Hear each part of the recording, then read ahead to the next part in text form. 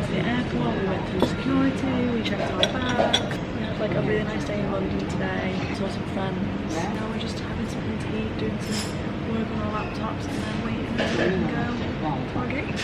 So the flight's at like 9:40, so it's an overnight flight. We managed to get a window seat when we checked in online. There was no window seats, and we were like, oh, probably in the middle of the aisle, which I feel like for a night flight is just not what you want. And we asked the lady at the check-in, and she managed to change it for us. So we're at a window in the middle now, which is perfect. We're on the way, getting on the plane. We're on the flight. We're flying Qatar Airways. It's really good so far. We've got a pillow, a blanket, these cool headphones like FIFA World Cup sort of things, and then a little bag with like the earbuds and the face mask and socks. Very spacious, and they have lots of entertainment. Like we have Downton Abbey, and we're just hoping that we're going to get some food. Probably not 10 to 10 I think you might get breakfast. I think there won't be anything. I think they'll just turn the lights off and everyone will go to sleep, and then they'll wake us up in the morning with like breakfast service. I always worry that I won't wake up. No, like I won't wake up for the service and then I'll miss the breakfast, but I'm sure Rob won't. Like, you'll definitely hear or smell the food and wake up. So yeah, here we go.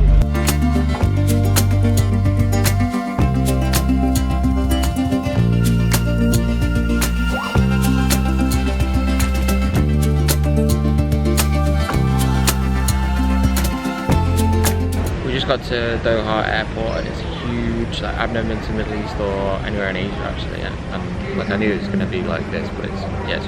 Nearly 7 hours on the flight for me for.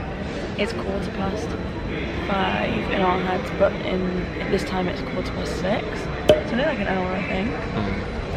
We had food before we went to sleep. It was nice, and then we just slept. I tried to go to the bathroom, and then there was turbulence. And I was in the window seat, and as soon as you stood up. As soon as I stood up, there was turbulence, I had to sit back down again.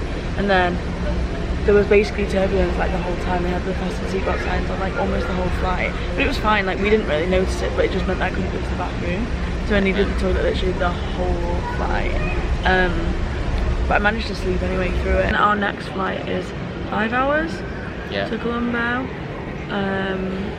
So we just like got off, cleaned our teeth, washed our faces, feeling a little bit fresher, and then an hour until the next flight, 5 hours, and then we'll be in Colombo. So we'll catch you on the next flight. On the flip side. Bye. We're at the gate, and we were supposed to leave at 8:55, and now they've told us that it's going to be delayed until 10:15. We were like just about to get on, and like people had already got on the flight, and then they've like now taken everyone off the flight. Everyone's like pulling them off, and it's like an operational failure or something, but I don't really mind. It's fine, it's only a 5-hour flight, so we were going to get there at like 4 or 5-ish, so we'll just get there later in the evening, and I think we're going to go straight to bed anyway. Yeah, actually that works out alright. I'm good. Some people are annoyed, but I just feel like when you're in an airport and you getting annoyed is not going to help. What can you do? So yeah, we're all good, still in good spirits. Bit tired, but I like brought the pillow and the blanket off the last flight, so I'm gonna sleep. It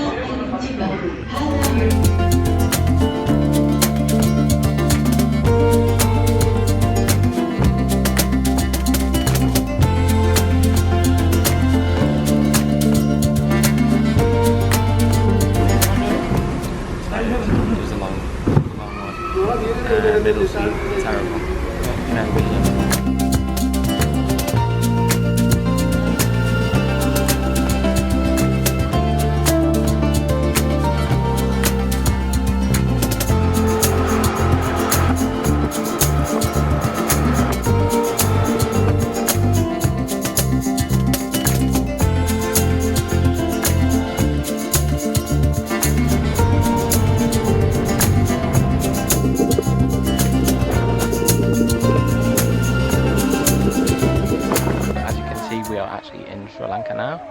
We arrived yesterday into Colombo, and then today we travelled to Sigiriya, or near Sigiriya.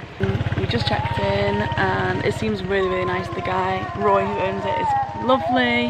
Had a great talk with him, and then we've just come for a walk like around the roads near the hostel. We just found this amazing lake. I think we might go swimming in it like another time because they've said it's safe to swim in, but it's so gorgeous.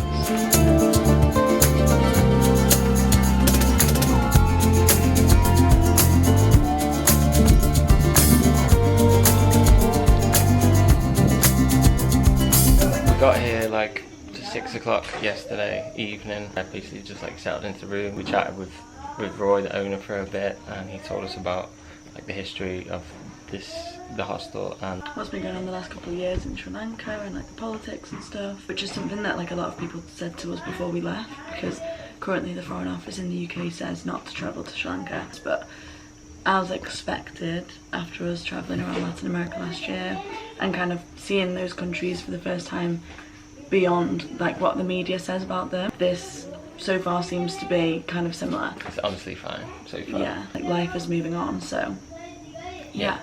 And then they cooked dinner for us and it was really, really good. We're gonna like 1:30 now. Head into Sigiriya, maybe get a tuk-tuk and then see where the day takes us, so we'll take you with us.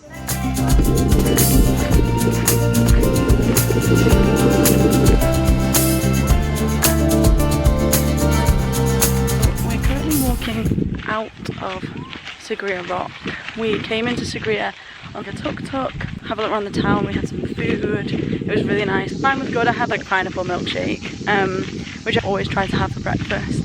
Some kind of milk with fruit. It's just like, I don't need a big curry for breakfast, you know, like Rob can eat that but I can't.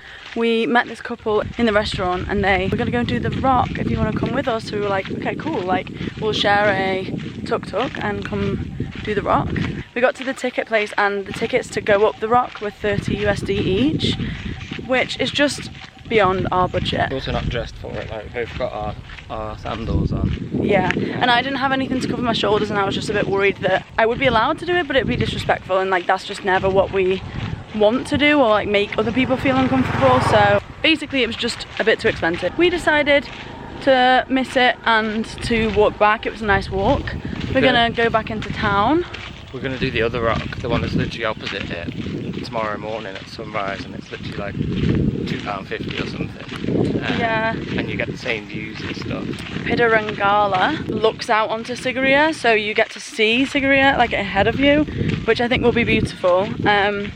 And like Rob said, it's just so much cheaper. The thing with travelling for a long time is that often you meet people who are only here for like 2 weeks or here for a holiday, and they have like more disposable income because they're here to do all of the big things, and then they're going to go home like back to their jobs and whatever. Whereas for us, we have to make decisions sometimes to do the less touristy things, doing other cheaper, more local options. At the time sometimes it can feel like, oh that's annoying that we haven't done it, but afterwards you just remember the things you did do.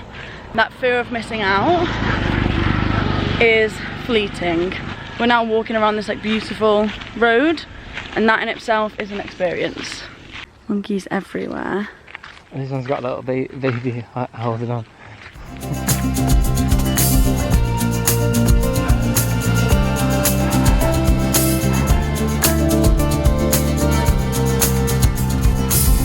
Now, you're going to scrape the coconut, right?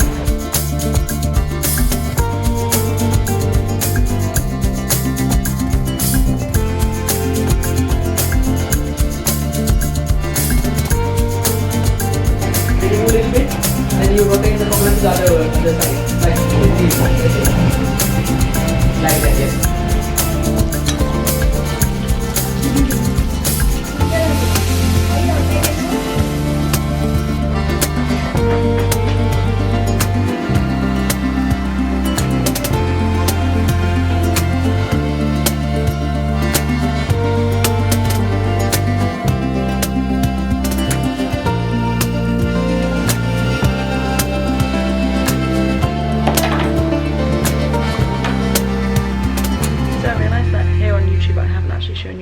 Without further ado, let me show you.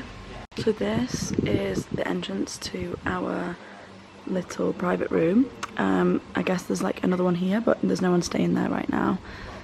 So you've got like this little step, you have this little outdoor area where I've been sat doing some work. I think you can open these doors as well. And this is the room. So we have lived here for a few days, so ignore if there's any mess, but this is our bed. This tent is amazing. I've never seen a tent mosquito net before. And the ones that hang down are always really annoying to tuck in and you feel like they aren't properly protecting you. So these are great. Little chair there.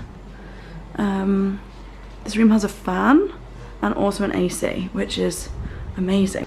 And then in here, we have the bathroom. So, normal toilet, me.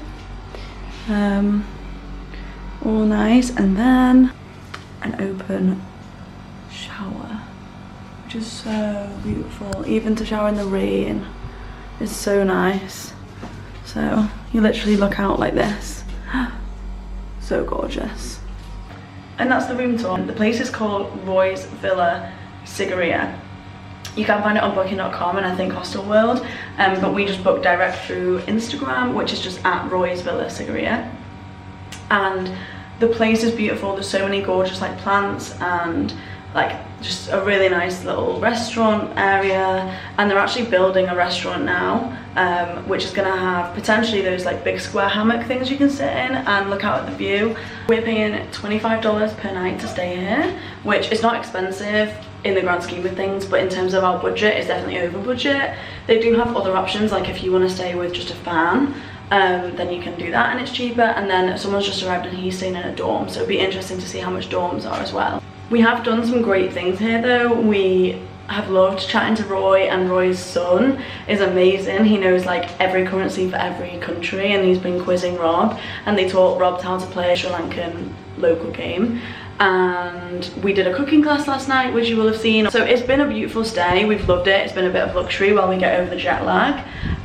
Our budget will go down from here and we will try to stay in more cheap places. But yeah, we've loved it. It's also worth noting that it's a little bit out of Sigiriya, so you need to get tuk-tuks in and out. But when you go into the town, you can eat very, very cheaply. They offer food here and it is amazing. Like it's amazing like family dinners, and I imagine it would be like even better if there was loads of people here and you could sit with lots of travellers and like have great conversation. But it has only been me and Rob here while we've been here, so we have like been also going out into the town and like seeing Sigiriya, which I think is also important.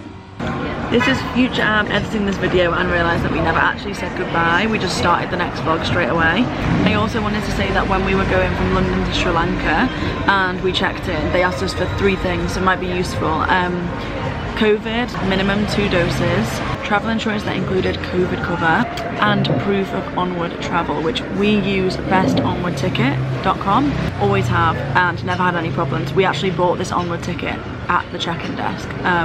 So it's very quick, very easy. I think it costs like £12 each, and then you don't need to worry about having onward travel booked that you'll actually use and spending like £200. So yes, hopefully that will help. Hope you enjoyed this video. It was our first like vlog style. We had some audio issues. We didn't realise how windy it was in some places, so hopefully you can still hear, and it was all interesting, and we will see you for the next one. Bye.